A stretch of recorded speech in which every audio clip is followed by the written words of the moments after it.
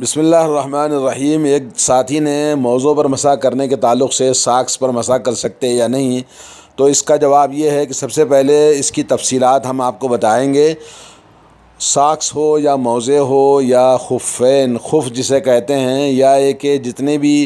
ہم پیروں کو ڈھانپنے کے لیے، کیونکہ سردی کا موسم، بارش کا موسم ہے، تو اکثر لوگ استعمال کرتے ہیں ساکس۔ مسح کرنے کی دلیل اور اس کا ثبوت آپ قرآن و مجید سے سمجھیں اور سنت رسول اللہ سے اور اجماع اہل سنت سے ثابت ہے۔ قرآن مجید میں سورہ مائدہ آیت نمبر 6 میں وَامْسَحُوا بِرُؤُوسِكُمْ وَأَرْجُلَكُمْ إِلَى الْكَعْبَيْنِ، یہ قرأت وَأَرْجُلِكُمْ، اس کا مطلب یہ ہے کہ پیر اگر کھلے ہوئے ہیں تو اس کو دھونا چاہیے، اگر پیر ڈھکے ہوئے ہوں تو اس کو مسح کر سکتے ہیں۔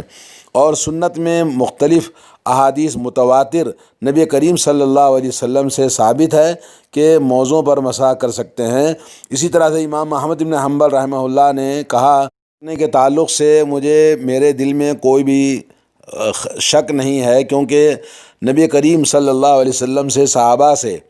40 حدیثیں جو مرفوعاً الی نبی صلی اللہ علیہ وسلم ہیں یا ایک موقوف ہیں، تقریباً 40 دلائل موجود ہیں۔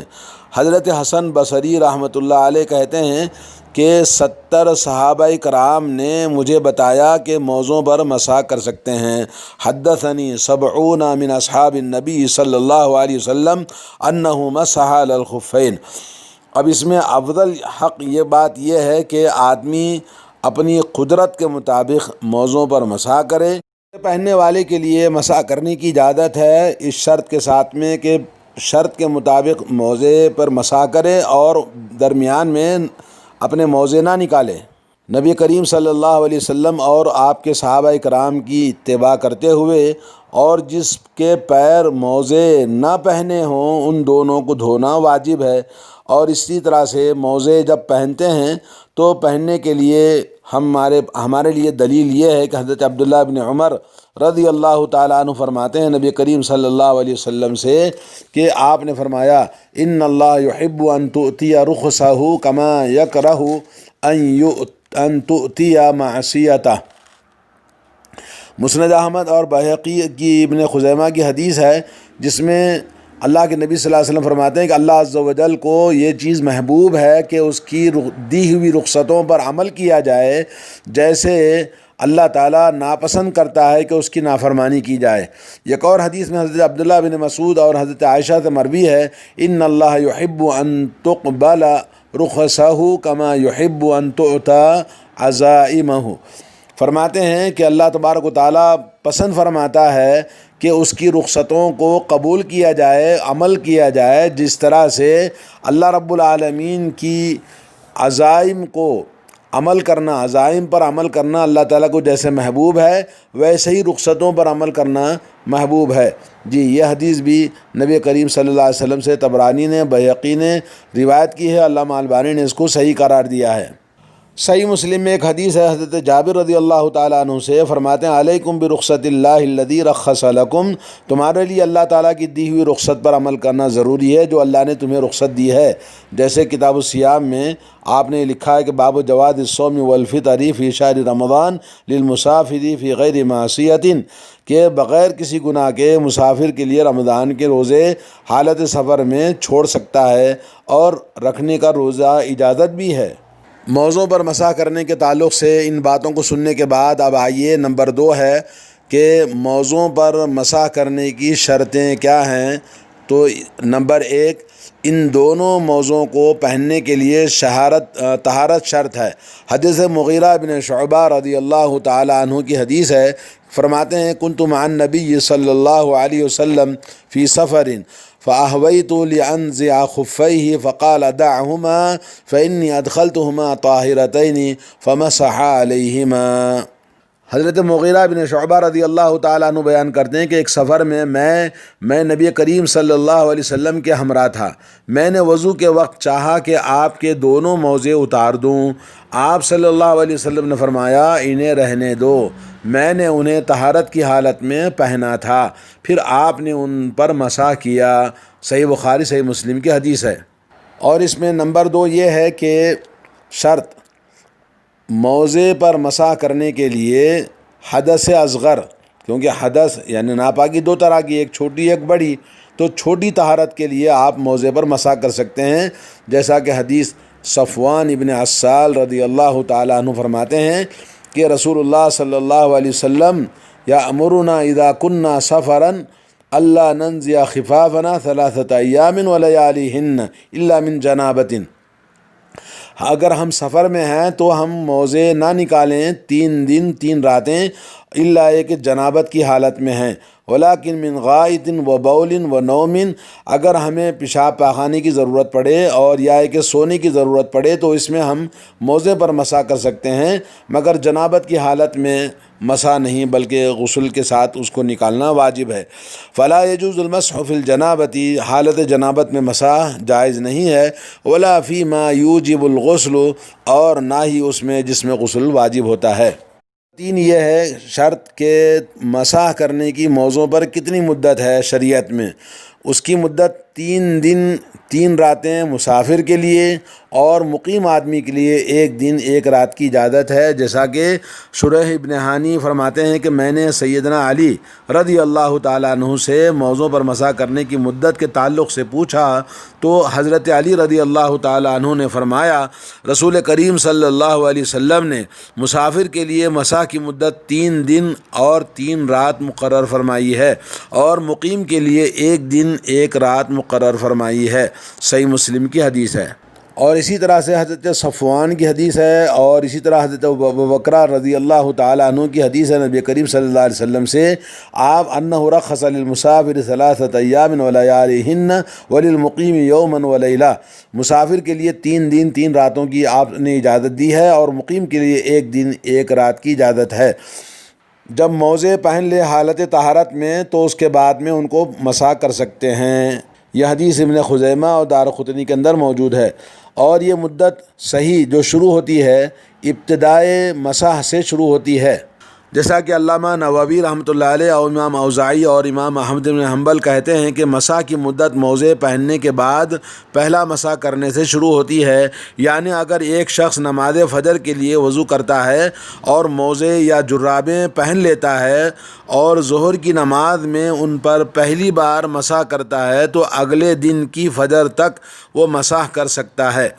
حضرت صفوان ابن عسال رضی اللہ تعالیٰ عنہ کی جو روایت ہے جس میں آپ نے فرمایا ہم سفر میں ہوتے تھے تو رسول اللہ صلی اللہ علیہ وسلم ہمیں حکم دیتے کہ ہم اپنے موزے 3 دن اور 3 راتوں تک پاخانہ پیشاب یا سونے کی وجہ سے نہ اتاریں بلکہ ان پر مسح کریں، ہاں جنابت کی صورت میں موزے اتارنا ضروری ہے۔ امام ترمذی نے یہ حدیث کو روایت کیا ہے۔ نمبر 4 یہ ہے کہ موزے چاہے چمڑے کے ہوں جس کو خف کہتے ہیں، یا جورب ہوں جن کو ہم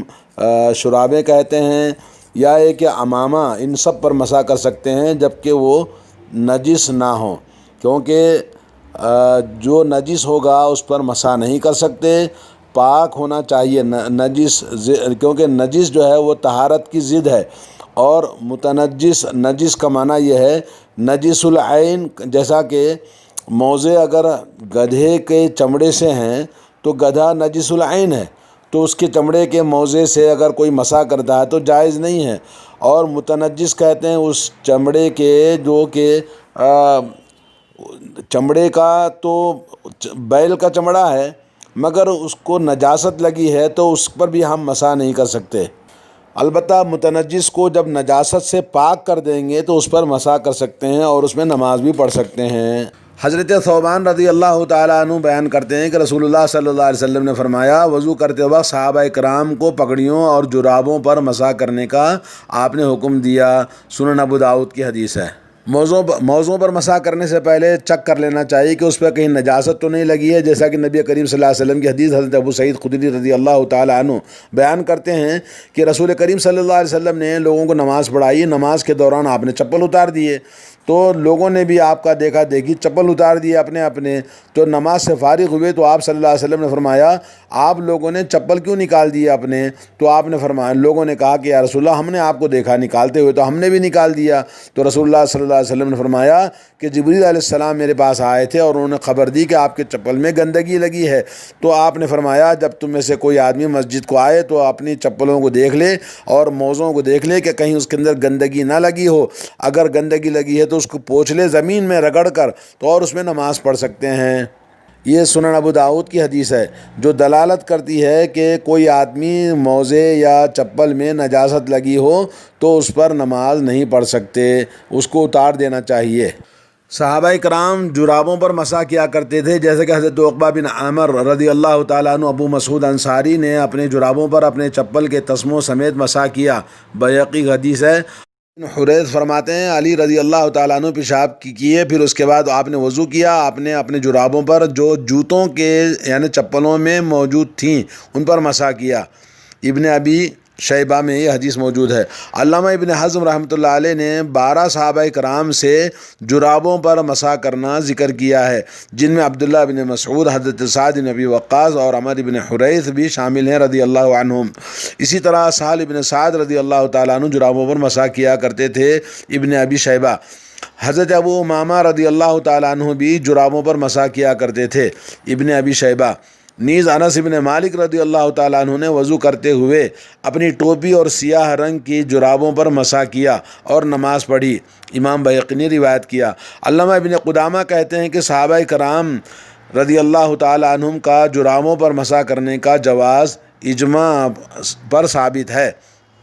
مغنی ابن قدامہ، جراب کے معنی ہیں ہر وہ چیز جو پاؤں پر پہنی جائے، جورب ہے۔ تاج العروس میں ہے کہ جو چیز لفافے کی طرح پاؤں پر پہن لیں وہ جورب کہلاتی ہے۔ اللہ معنی لکھتے ہیں جورب بٹے ہوئے اون سے بنائی جاتی ہیں اور پاؤں میں ٹخنے سے اوپر تک پہنی جاتی ہیں، یعنی جیسے آج کل جو ساکس ہیں وہ بھی اون کے بنتے ہیں۔ امام ابو بکر ابن العربی تحریر فرماتے ہیں کہ جورب وہ چیز ہے جو پاؤں کو ڈھانپنے کے لیے اون کی بنائی جاتی ہے۔ اور عمدۃ الرعایہ میں لکھا ہے کہ جرابیں روئی یعنی سوت کی ہوتی ہیں اور بالوں کی بھی بنتی ہیں۔ اور غایۃ المقصود میں لکھا ہے کہ جرابیں خف،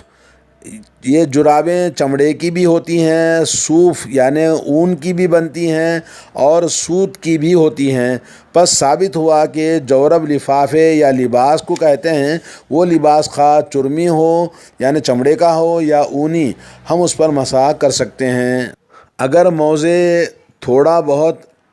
پھٹے ہوئے ہیں انگلی کی جانب یا پنڈلی کی جانب تو کوئی حرج نہیں، اس پر مسح کر سکتے ہیں، کیونکہ صحابہ کرام سب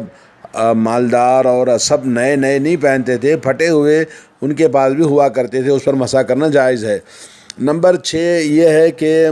موزے جو ہیں وہ حلال پاک ہونا چاہیے، چوری کیے ہوئے، غصب کیا ہوا یا یہ کہ ریشم کے نہیں ہونا چاہیے، اور اسی طرح سے وہ حرام چیز کے نہیں ہونا چاہیے، کیونکہ سب اس میں حرام کوئی بھی چیز ہو، غصب کیا ہوا ریشم کا مردوں کے لیے حرام ہے، اور اسے چوری کیا ہوا یہ سب حرام ہے۔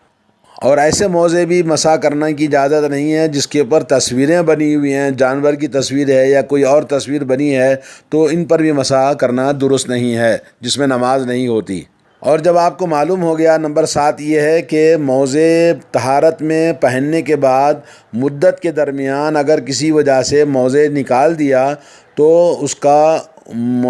دوبارہ اس کو طہارت وضو دھو کر موزے پہننے ہوں گے، کیونکہ اس کے اتارنے سے اس کا جو اجازت تھی وہ ختم ہو جاتی ہے۔ یہی قول جمہور ہے اور یہی سب صحیح ہے کہ آدمی کی شرطوں میں سے کہ موزہ پہننے کے بعد میں پھر اس مدت کے درمیان اتارے نہیں، اگر اتار دیا تو اس کا وضو چلا گیا۔ مسح کی مدت کو توڑنے والی یا مسح ٹوٹنے کی جو شرطیں ہیں ان میں سے پہلی شرط یہ ہے کہ آدمی جنابت کی حالت میں ہو تو اس کا مسح بھی ختم ہو جاتا ہے، اس کو نکال کے دھونا، غسل کرنا ضروری ہے۔ نمبر 2 یہ کہ آدمی دوران مدت اگر نکال دیتا ہے پیروں میں سے یا ایک پیر سے نکال دیتا ہے تو اس کو نکال کر پوری طرح سے دھو کر پھر دوبارہ پہننا ضروری ہے۔ نمبر 3 یہ ہے کہ جب مدت ختم ہو جاتی ہے، جیسے ایک رات ایک دن کی مدت، جو کہ جیسا کہ اللہ کے نبی صلی اللہ علیہ وسلم نے فرمایا، وہ مدت شروع ہوتی ہے جیسے آج فجر میں ہم نے وضو بنا کر موزے پہن لیے اور میں نے ظہر کی نماز میں پہلی مرتبہ اس کو مسح کیا ہے، تو اگلے دن اسی ظہر کے وقت 12 بجے تک کا اس کو اجازت ہوگی۔ اور یہ نہیں کہ جو پہنا تھا وہ مدت نہیں ہے، بلکہ جو پہلی مرتبہ ہم نے مسح کیا وہاں سے وقت کا حساب کیا جائے گا، اور جب وقت ختم ہو جائے گا تو اس کو نکال کر دوبارہ پیروں کو دھونا اور پھر دوبارہ پہننا ضروری ہے۔ اسی طرح پگڑی کے سلسلے میں بھی یہی حکم ہے۔ حضرت مغیرہ بن شعبہ رضی اللہ تعالیٰ عنہ بیان کرتے ہیں کہ رسول اللہ صلی اللہ علیہ وسلم نے پیشانی، پگڑی اور موزوں پر مسح فرمایا، صحیح بخاری کی حدیث ہے۔ اور بلال رضی اللہ تعالیٰ عنہ بیان کرتے ہیں کہ رسول کریم صلی اللہ علیہ وسلم نے موزوں اور پگڑی پر مسح کیا، صحیح مسلم کی حدیث ہے۔ کہ مسح ہم کیسے کرنا چاہیے، بہت سارے لوگ نہیں سمجھتے، جانتے نہیں ہیں۔ تو مسح چاہے موزے پر کرنا ہو یا پگڑی پر کرنا ہو، تو موزے پر مسح کرنے کے لیے حضرت علی رضی اللہ تعالیٰ عنہ کی حدیث ہے، لو کان الدین بالرأی، اگر دین عقل کے مطابق ہوتا تو موزے پر اوپر مسح کرنا نہ ہوتا بلکہ نیچے کرتے، کیونکہ نیچے دھول لگتی ہے تو نیچے مسح کرنا چاہیے، لیکن نبی علیہ الصلوۃ والسلام نے موزے کے اوپر مسح کیا ہے۔ حضرت مغیرہ بن شعبہ رضی اللہ تعالیٰ عنہ کی حدیث بھی اس پر دلالت کرتی ہے کہ آپ صلی اللہ علیہ وسلم نے موزے کے اوپری حصے پر آپ نے مسح کیا۔ علامہ ابن قدامہ نے بھی اس کو ذکر کیا ہے۔ علامہ خلال فرماتے ہیں اپنی کتاب میں حضرت مغیرہ بن شعبہ سے کہ نبی کریم صلی اللہ علیہ وسلم نے وضو بنایا اور اس کے بعد موزوں پر مسح کیا۔ آپ نے داہنے ہاتھ سے داہنے پیر کے اوپر اور بائیں ہاتھ سے بائیں پیر کے اوپر، پھر آپ نے اس طرح سے مسح کیا کہ جیسے انگلیوں کے نشان میں اپنی آنکھوں سے دیکھ رہا تھا۔ اور مسح ایک مرتبہ کرنا ہے، ایک سے زیادہ نہیں۔ بعض لوگ جو 3 مرتبہ کرتے ہیں، نہیں بلکہ ایک ہی مرتبہ کافی ہے۔ اور اسی طرح سے امامہ جب پگڑی اچھی طرح سے باندھی ہوئی ہو تو پیشانی پر مسح کرتے ہوئے پگڑی کے اوپر سے جائیں گے، مسح کریں گے۔ اسی طرح سے عورت کی اوڑھنی بھی، اگر اس نے عورت کو سر کو اوڑھنی باندھ رکھا ہے تو اس کے اوپر وہ بھی مسح کر سکتی ہے۔ پگڑی کے لیے، عورت کی اوڑھنی کے لیے وہی شرطیں ہیں جو موزے کے لیے ہیں۔